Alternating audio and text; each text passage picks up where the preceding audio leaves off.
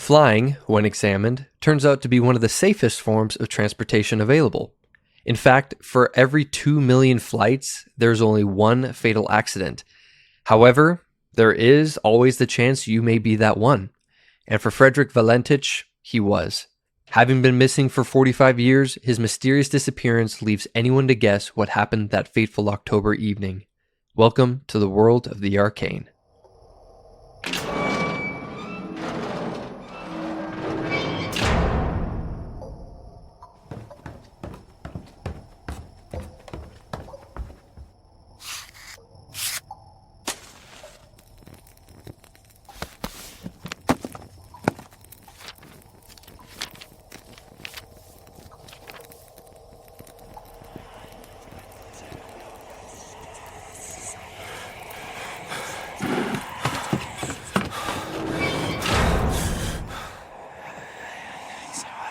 Hello, everyone, and welcome to the Arcane Archives podcast. Thank you all so much for being here today.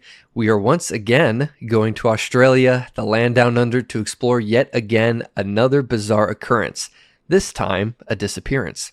Last week, we went to Australia to talk about a local cryptid. I actually had some people from Australia reach out to me and correct the way that I was pronouncing the name. I was calling it Yowie when I actually should have been calling it Yowie. At least I hope that's what they're trying to tell me. I watched a couple more videos about it, and they were calling it a Yowie, so I corrected myself, and I think that was just a fun little mistake that we have in the books now. Huge shout out to them for pointing that out. If you have not yet listened to that episode, make sure to finish this one, head on over to that one and check that one out. With this week's topic, I wanted to do something in regards to disappearances. I think besides unsolved crimes, that disappearances are my personal favorite thing to research and talk about.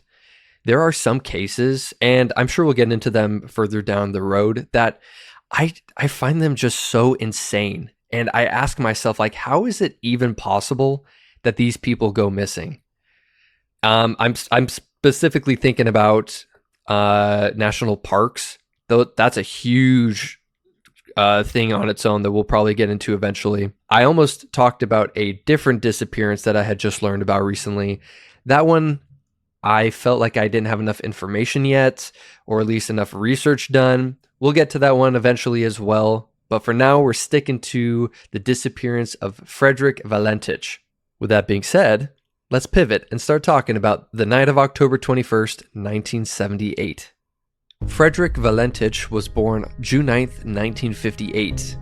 Not much is known about his early life from what I could find, but really the most important information to know is that he started flying at a fairly young age, since this whole disappearance took place when he was only 20 years old. Fred was, in all reality, a ticking time bomb waiting to go off, according to people around him. He was flying part-time with the intention of getting his commercial license. However, the journey for that was, let's just say, extremely rough. At that time, there were 5 different exams that he had to take in order for that license, but not only did he fail all of them, he did so twice. Along with that lack of education, he also was rejected from the Royal Australian Air Force, not once, but twice as well. So with rejection after rejection and exam fail after exam fail, you'd think that's as bad as it would get. And you would be wrong. On top of all of this, he had also been involved in multiple flying incidents. One of these was failure to stay within the designated flying zone near Sydney, and the others involved deliberately flying into clouds. This latter incident actually had been considered in regards to bringing a prosecution against him. My guess is this prosecution didn't go through because of his disappearance or something else, but it technically never was brought against him. Like I said, he was a complete ticking time bomb. And I just got to add in here before we continue, how in the world how was this guy allowed to fly? Seriously, I understand why he didn't get a full commercial license, and I am very happy about that. But even the amount of flying that he was able to do seemed way too much. I understand that people may not be good like when they start a hobby or something, like this podcast, for example, haha. But the freedom that Fred seemed to have, it looked way too much. Sneak peek into the Disappearance, he was alone when he was flying. He didn't have a teacher. He didn't have anyone in the plane with him. So, I don't know. I realized that this was 45 years ago, and I'm sure there were different standards and regulations of sorts. So I'll give him a little bit of a break there, but personally, I don't think he should have been flying at all. One thing that's quite important to mention is his staunch belief in UFOs. According to his father, he actively watched programs about UFOs, he read articles about UFOs, and even claimed to have seen one in the year leading up to his disappearance. Of course, UFOs are a major theory in terms of what happened to Fred, and it's important to make that connection early on. One final thing I noticed is that none of these sources that I read said anything about him being slow. He was never described as being slow mentally or having any sort of mental issues. I feel like if he had a history of these problems, they would have been pointed out as proof that he didn't know what he was talking about when he says that he saw a UFO. This isn't me saying that it was a UFO or anything, but if he was of sound mind, that holds more credibility to what he was claiming. Now let's talk about the Disappearance. All of this takes place in an area called the Bass Strait. For all of my non-Australian listeners, or I guess for anyone who doesn't know exactly where that is, let me help you. Below the bottom right corner of Australia is the island of Tasmania. The area between the mainland and the island is known as the Bass Strait. Towards the left side of the strait is an island called King Island. This island was the intended destination for Fred. So the average depth of the Bass Strait is actually fairly shallow. On average, it reaches a depth of only 200 feet or 60 meters. To compare that to the average depth of the Pacific Ocean has an average of 14,000 feet or just shy of 4,300 meters. A huge difference that will apply to our theories later on. Fred gave two different reasons on why he was flying the night of October 21st. He said he was going to pick up some friends on King Island and to also catch some crayfish. Both of these were proven to be untrue, and another thing to add is that the airport on King Island wasn't even informed of his intended landing. Yet again, another misstep in protocol. Fred took off from Victoria's Moorabbin Airport with a rented single-engine Cessna 182L. If you want to know what that looks like, go head over to my Twitter account, link is down in the description, to see some actual pictures of it. It's one of those little planes that holds about 4 people with a single engine and one of those little propellers in the front. Once again, it was disproven that he intended on going to King Island, at least to pick up his friends. He could have still been going there for something else, but for the sake of the story, we'll assume he was telling the truth. There is no exact flight path that Fred took.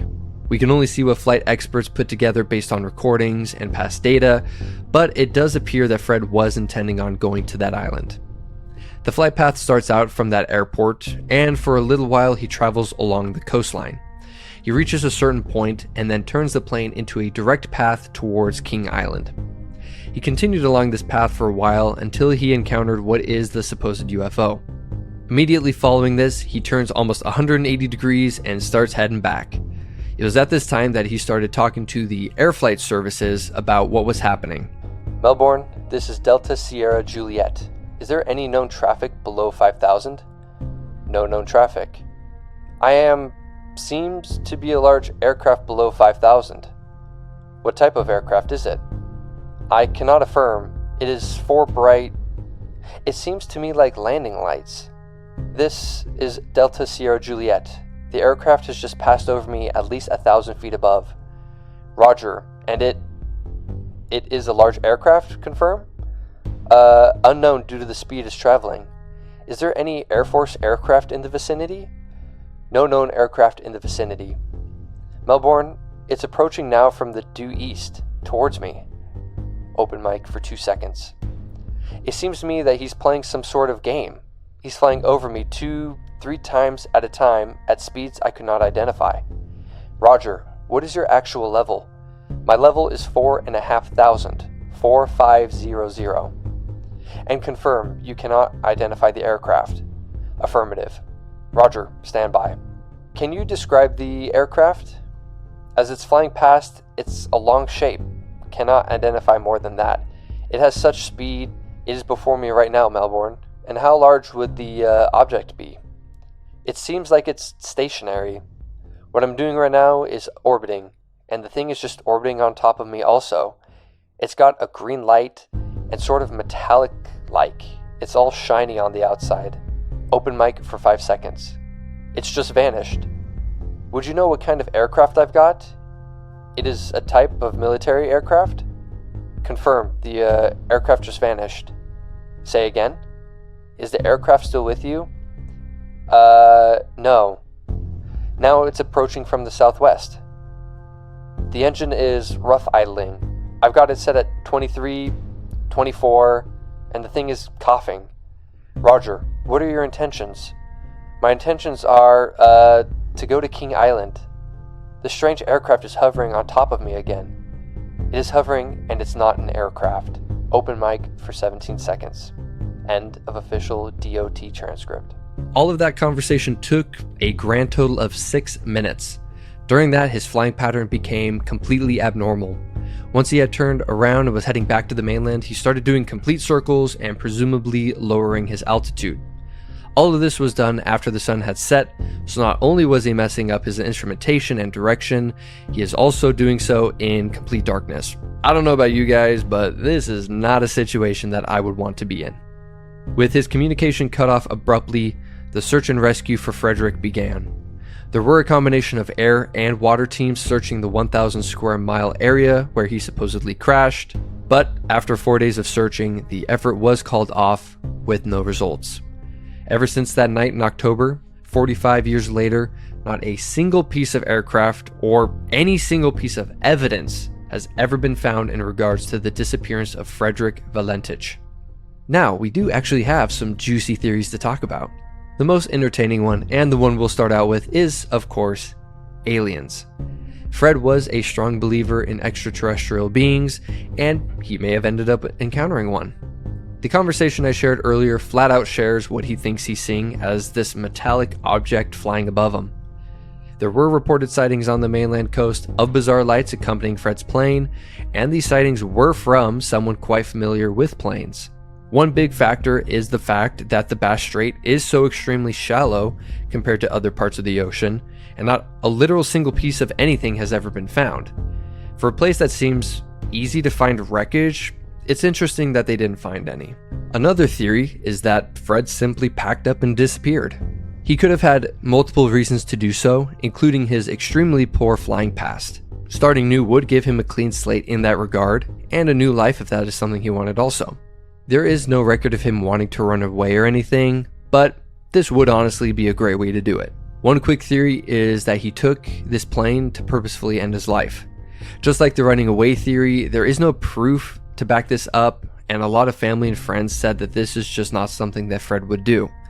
Both this and the last theory tie into the fact that he did give false information on what he was intending, potentially to throw off his tracks for those who would come looking for him. Before we get into the next and final theory, I want to bring something up that I actually have yet to talk about on this podcast. You may know it. It's called Occam's razor. This principle essentially means that something can be explained with the smallest amount of elements, and the easier explanation usually is the right one. For example, unless you live in the Sahara, if you hear hoofbeats, it's most likely to be a horse, not a zebra. With that in mind, our next theory is that he crashed into the water after getting distracted and not looking at what he was doing. This theory makes the most logical sense and includes the least amount of variables. Simply a human making a critical mistake and unfortunately paying for it. I guess I should include that there is always a possibility that he did see a UFO and due to his distraction caused him to crash. It is possible for two things to be true at once. If I had to take everything that was just said, plus a little more that I was able to read about this whole thing, I personally would have to say that I believe that Fred did crash into the ocean and unfortunately was never found. I do think he crashed further out than what people expected, where the water was deeper, hence the reason that nothing was found. I'm not completely opposed to the idea of UFOs or aliens, but I don't think there was enough eyewitnesses and clarity of the description to persuade me that way. Not ruling it out completely, but once again, Occam's razor does play a big part in why I believe what I do. In the end, Frederick Valentich had a monument dedicated to him on the 20-year anniversary of his disappearance. It can be found near Cape Otway in Australia, and it is a constant reminder that he is still out there waiting to be found. Thank you all so much for listening to this week's podcast. If you did enjoy, please feel free to rate or like if you're on YouTube. All of my socials are down below in the description. Once again, thank you all so much for taking time out of your day. Please stay safe, and I hope to see you next week. Take care, everyone.